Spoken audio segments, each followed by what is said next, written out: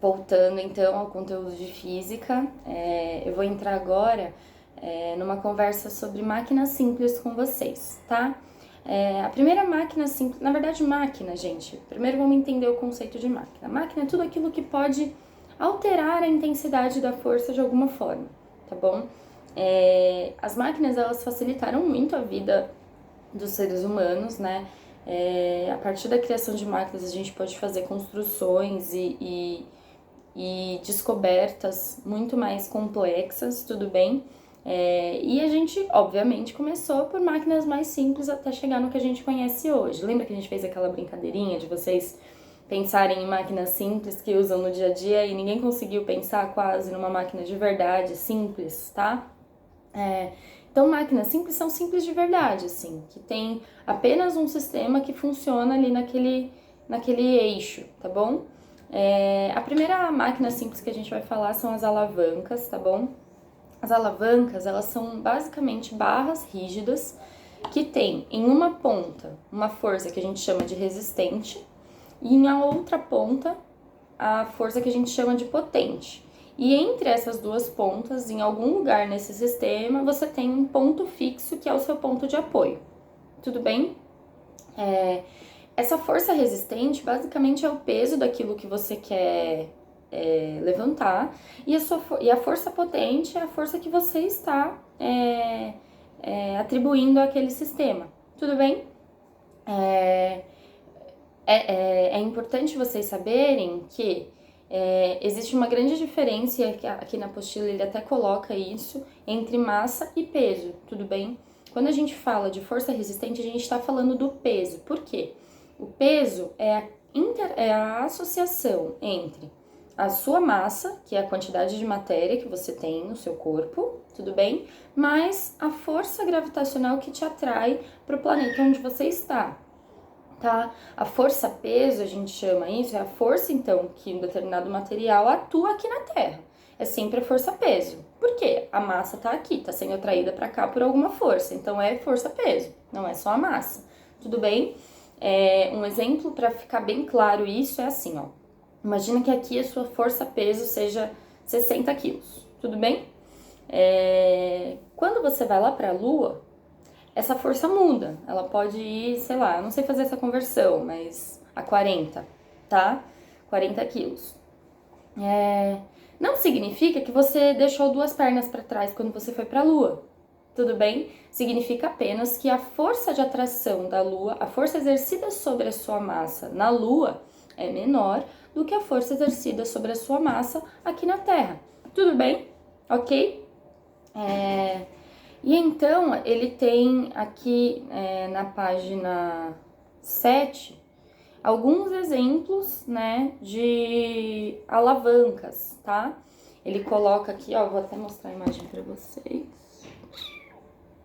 Aqui. O primeiro exemplo que ele dá, então, para explicar aquelas forças que eu disse, tá meio embaçadinho, mas aí vocês vão vendo no livro de vocês, né? Aqui a gente tem, então, a pedra faz a força resistente, tá? Que é atribuída à força-peso dessa pedra, tudo bem? A menina exerce a força potente. E aqui ele coloca que existe uma distância entre a força resistente e o ponto de apoio. E existe uma distância entre a força potente e o ponto de apoio, tudo bem? Essas distâncias interferem diretamente na força que você tem que fazer para levantar isso aqui. Quanto maior for a distância entre o ponto onde você atribui a força potente e o seu ponto de apoio, menor vai ser a força que você precisa para levantar isso aqui.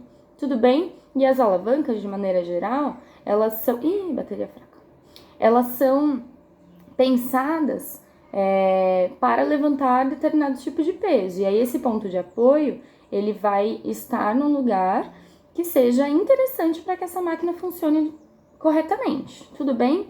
Aqui, ó, ele coloca uma formulazinha que para que você tenha um equilíbrio entre essas forças, você tem que a multiplicação entre a força-peso e a distância da força-peso em relação ao ponto de apoio precisa ser igual à força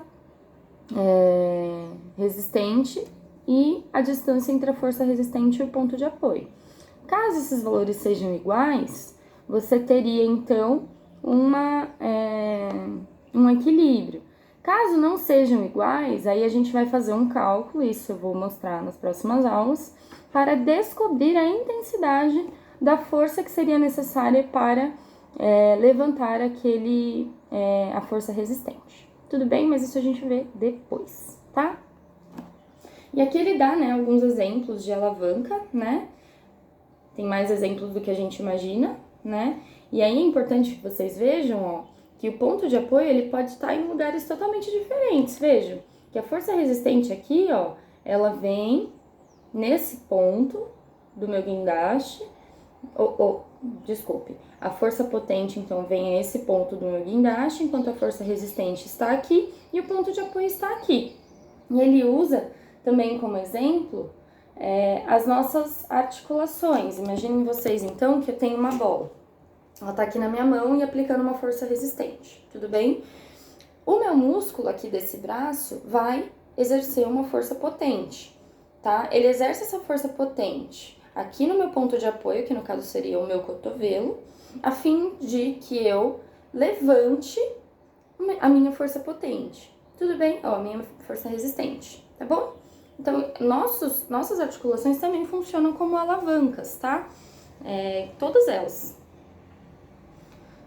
Deixa eu só ver aqui se eu não tô esquecendo de nada. Não, já falei, né?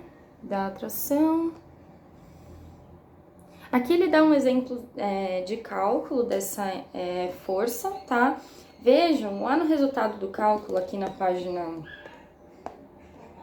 8, que a unidade de medida que ele usa aqui, ó, é 10 newton. E aqui ele tá falando da intensidade da força só. Tá vendo que não tem setinha nenhuma aqui em cima? Então, a intensidade da força potente necessária para levantar a força resistente é 10 newton, tá? Depois eu vou fazer alguns exemplos para vocês, tudo bem?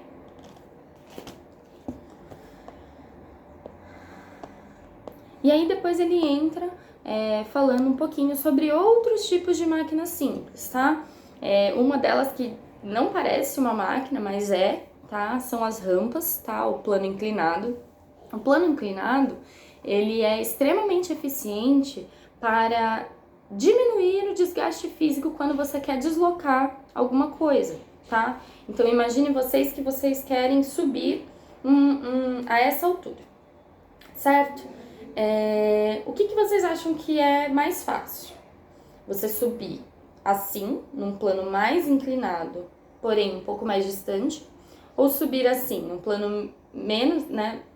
Um plano menos inclinado e um pouco menos distante, né? Na verdade, é muito mais fácil, por mais que a distância seja maior, você subir assim, porque o seu desgaste físico seria menor, tudo bem?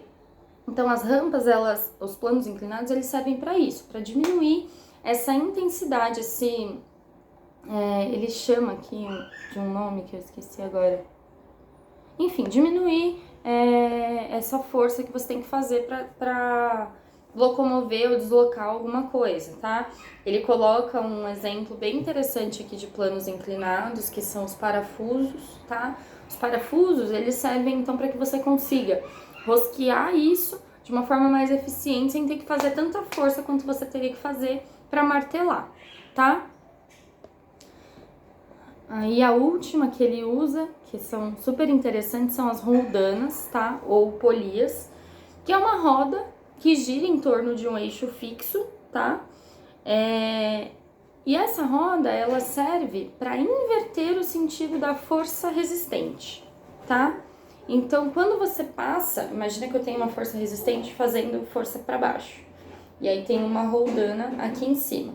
Quando eu puxo essa força resistente aqui, essa roldana inverte o sentido dessa força, facilitando com que eu puxe isso, e é mais uma maneira de potencializar a força que eu estou exercendo, tá? E aqui ele fala um pouquinho que as roldanas que são móveis, elas podem estar associadas às roldanas fixas, alterando apenas o sentido e a direção da força, formando um conjunto de roldanas. Basicamente, você distribui, altera o sentido ou a direção da força, tudo bem? Fazendo com que levantar aquilo seja mais fácil, tá? Eu vou fazer também ao longo dos nossos trabalhos aqui, eu vou divulgar para vocês alguns exemplos que tem aí no YouTube bem legais de animações, para ficar mais claro isso, porque só comigo falando, eu só tô falando para vocês terem mais uma ideia, né? Porque é difícil, né, sem eu desenhar e tudo mais. E aí, então, fiquem atentos, eu vou disponibilizar para vocês outras fontes confiáveis para que vocês possam buscar esse tema, e eu vou parar por aqui. Na nossa próxima videoaula, eu vou falar um pouquinho sobre as máquinas compostas, tá? Então é isso. Beijo, beijo, bons estudos. Não esqueçam de corrigir as atividades que a gente já fez com os gabaritos que eu disponibilizei, tá bom? Deixem suas dúvidas, não deixem de estudar, tá? Mas também não deixem de se cuidar, tudo bem? Tchau, tchau, pessoal!